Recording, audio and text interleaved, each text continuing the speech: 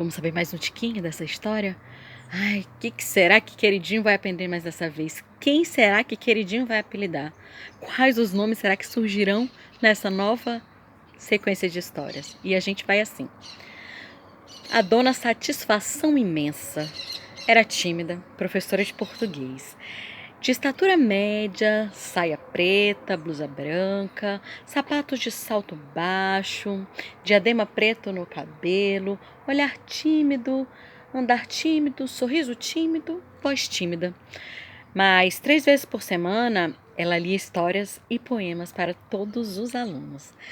Enquanto lia, a timidez ia sumindo, a voz ia ficando cada vez mais bonita, mais poderosa.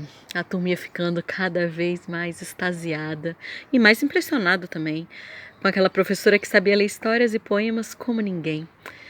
Ai, um jeito impossível de se esquecer. Ao terminar de ler, a professora abraçava os livros. Ai, como seu melhor amigo, passeava no meio da sala, ficava olhando um a um, bem nos olhos. Olhava um a um bem nos olhos, sem pressa. Ela parecia que desejava guardar o rosto de cada um, como se nunca mais fosse vê-los. Guardar para sempre na memória o rosto de cada aluno que um dia nunca mais veria. Porque o tempo passa, as coisas mudam. De certo ela pensava, em seguida dizia: satisfação imensa em ver vocês tão encantados. Com frequência, alguém dizia: a senhora lê de um jeito tão bonito. A senhora lê de um jeito tão bonito. Professora, a senhora lê de um jeito tão bonito. Você lê de um jeito tão bonito. E ela ficava rosadinha e sua timidez voltava. Ela baixava os olhos, sorria levemente. Ai, de um jeito tão bonito.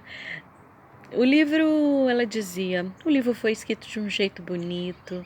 Satisfação imensa em ler um livro assim. Arlindo ficava olhando para ela, observava cada detalhe, até do seu diadema preto na cabeça. Satisfação imensa era guardar para sempre no coração e na memória a voz daquela tímida professora de português.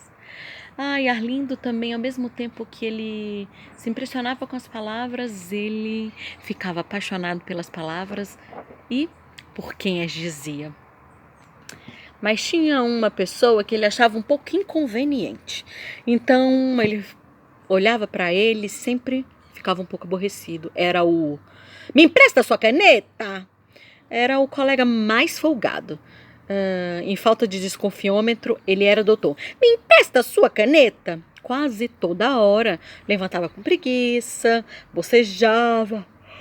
Ai, arregalava os enormes dentes encavalados e se aproximava do colega e dizia: me empresta sua caneta? A dele? A gente nunca nem viu.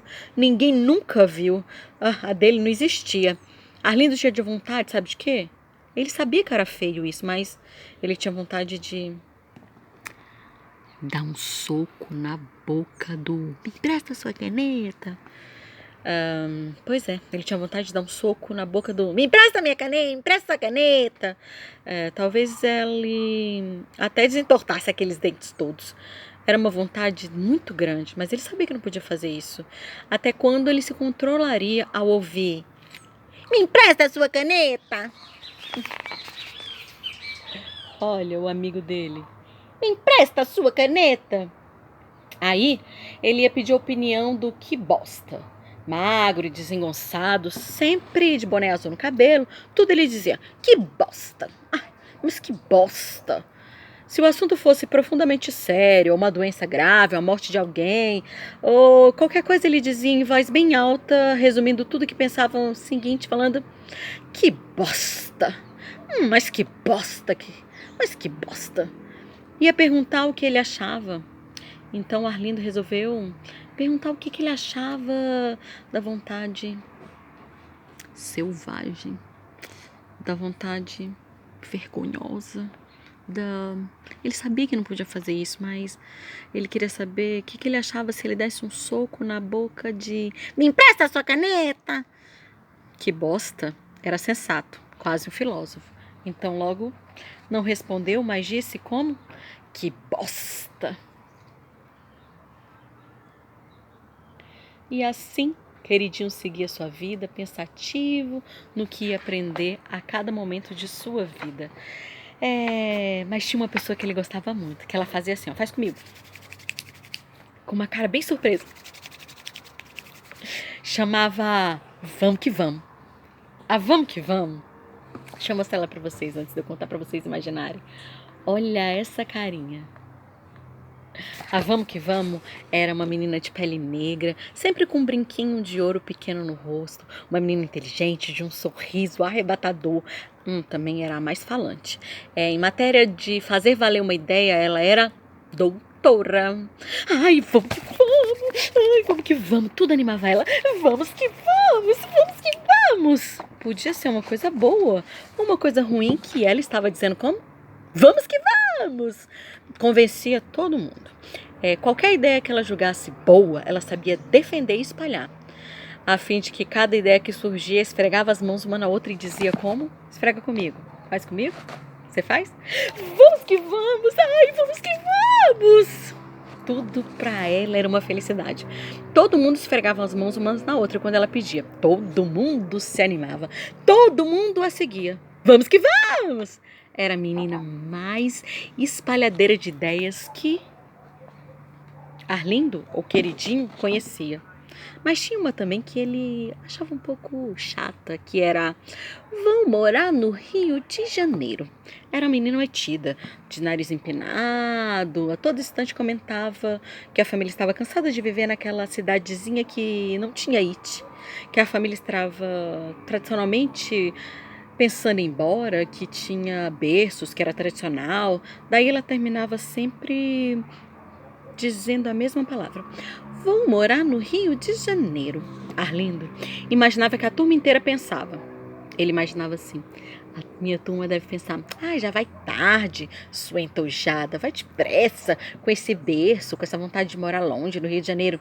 Vai que vai. Menos ele, que sonhava em um dia conversar com ela. Ele nunca teve a oportunidade de conversar com ela. Então ele sonhava um dia em que conversaria com ela. Conversaria de modo que ela começasse a ver que aquela pequena cidade onde eles moravam tinha o seu encanto. Ele era incutido com um sonho de um dia fazer vou morar no Rio de Janeiro. Entender que toda cidade tem seu encanto. Principalmente quando se presta atenção nas pessoas, nas palavras simples que nasceram para se repetir. Mas ele sempre olhava ela dizendo, vou morar no Rio de Janeiro.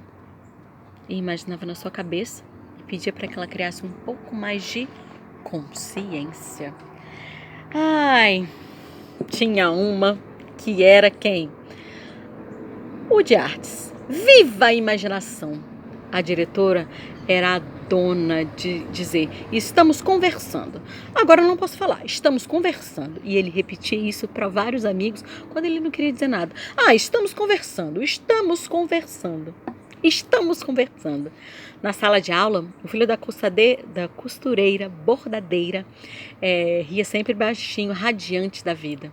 Ali, ele não era chamado de queridinho, e sim chamado de Arlindo! Ele era simplesmente o Arlindo. Às vezes alguém chamava ele de ar feio, ar tétrico, ar tosco. Mas ele não se importava. Ele gostava, era daquelas palavrarias, inclusive com seu nome. E imaginava que um dia contaria a todos os colegas aquelas palavras repetidas que ele colecionava. Então, para ele ser chamado de Arlindo, ar feio, ar tétrico, ar tosco, gente, não importava.